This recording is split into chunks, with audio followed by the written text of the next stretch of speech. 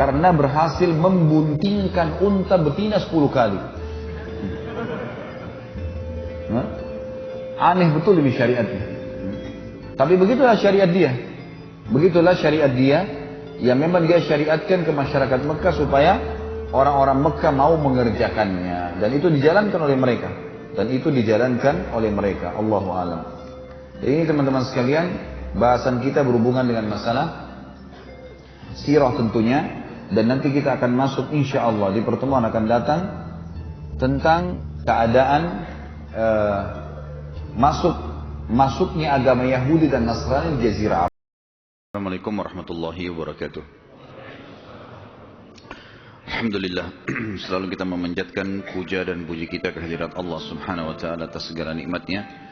Karena memang dengan memuji namanya, maka segala kebutuhan kita yang kita butuhkan untuk roda kehidupan di muka bumi ini dipenuhi oleh Sang Pencipta.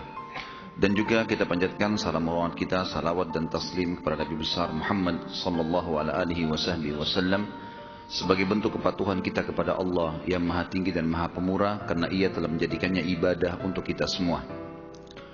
Melanjutkan bahasan kita Sirah Nabawi, dan kita sudah panjang lebar membahas tentang awal kisahnya kota Mekah, air Zam-Zam, kemudian adanya penduduk Mekah dari suku Jurhum, panjang lebar sampai kasus perintah haji, adanya perintah haji, segala macam hal yang berhubungan dengan awal-awal sekali cerita tentang kota Mekah. Dan saya sudah janjikan pada pertemuan yang terakhir kita akan membahas tentang masuknya agama Yahudi dan Nasrani ke Jazirah Arab. Karena memang ada di zaman Nabi SAW, terutama negeri Yaman, itu ada orang-orang Arab tapi agamanya Yahudi. Begitu pula ada negara-negara Arab dan orang-orang Arab, bahkan sampai hari ini ada yang beragama Nasrani. Bagaimana bisa ini terjadi? Maka kita akan rentet insya Allah sejarahnya pada pertemuan sekarang. Dan semua ini teman-teman sekalian, sebagaimana saya jelaskan pada awal pertemuan kita sebenarnya bisa membahas langsung dari lahirnya baginda Nabi SAW. Tetapi menurut saya pribadi terlalu banyak informasi yang hilang, yang semestinya kita ketahui sebelum lahirnya Nabi SAW, terutama keadaan Jazirah Arab itu sendiri. Kalau apa yang kita bahas, bagaimana nanti akan antum dengarkan panjang lebar cerita tentang Jazirah Arab ini, ternyata sebelum Nabi SAW ada rentetan histori yang panjang sampai lahirnya Nabi mulia ini. Dan kenapa beliau diutus di kota Mekah. Kita mulai dengan agama Yahudi teman-teman sekalian. Yahudi sebenarnya diambil dari kata-kata Huda. Di antara maknanya adalah Huda. Dan ini diambil dari perkataan Bani Israel pada saat mereka menyembah patung yang dibuat oleh Samiri, di mana Nabi Musa alaihissalam pergi ke gunung Tursina untuk menerima wahyu Taurat selama 40 hari. Ternyata Samiri ini dia membuat rekayasa, dari dia digoda oleh syaitan, membuat patung sapi dari emas lalu disuruh Bani Israel sembah. Intinya mereka sembahlah, mayoritasnya ikut-ikutan sembah. Nabi Harun alaihissalam tidak punya daya seperti Musa alaihissalam yang tegas, sehingga akhirnya Samiri berhasil tanda kutip di sini mengalahkan suara dari Nabi Harun alaihissalam, sehingga banyak kaumnya tidak mau ikut Nabi Harun dan mereka berkata, kami tunggu Musa sampai kembali aja.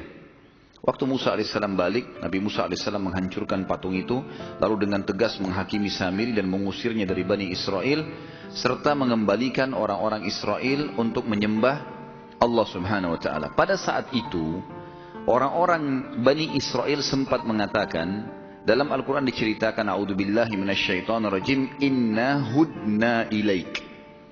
Ya Allah, kami kembali taubat kepadamu. Jadi sebenarnya kata-kata Yahudi diambil dari kata-kata Huda yang berarti taubat atau kembali.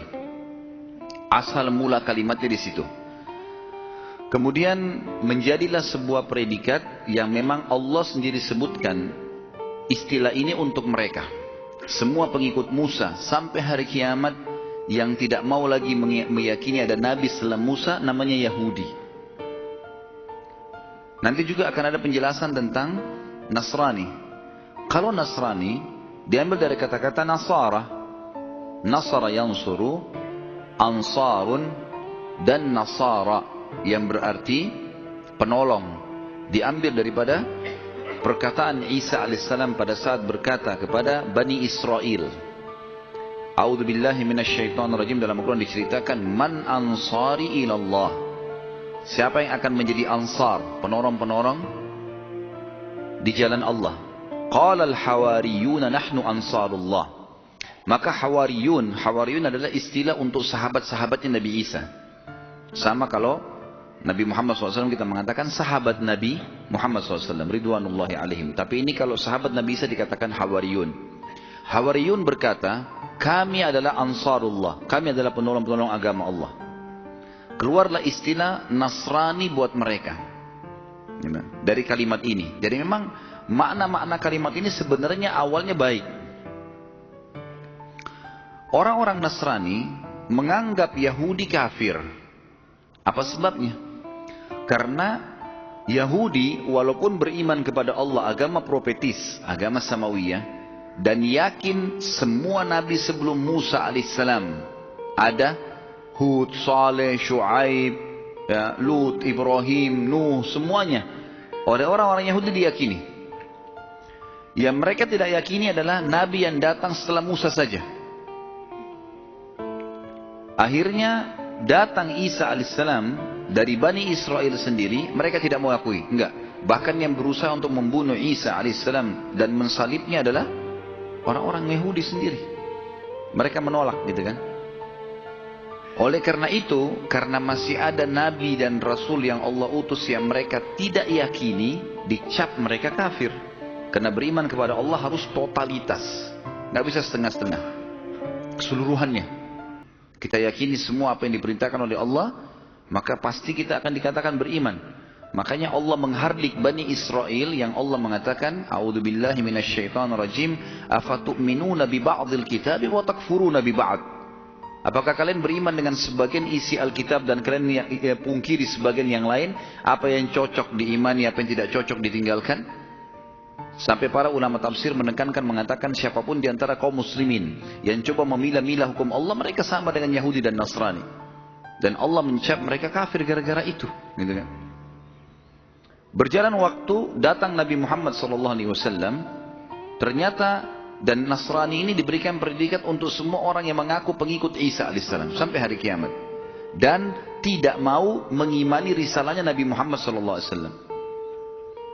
Nasrani meyakini semua nabi dari Isa ke atas, Musa, Daud, semuanya sampai Nabi Adam.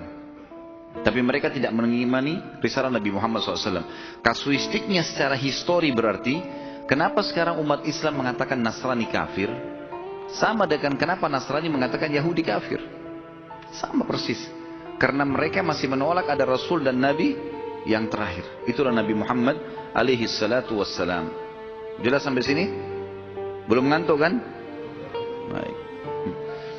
Jadi di sini kita dari awal menjelaskan dulu definisi Yahudi dan Nasrani. Ya.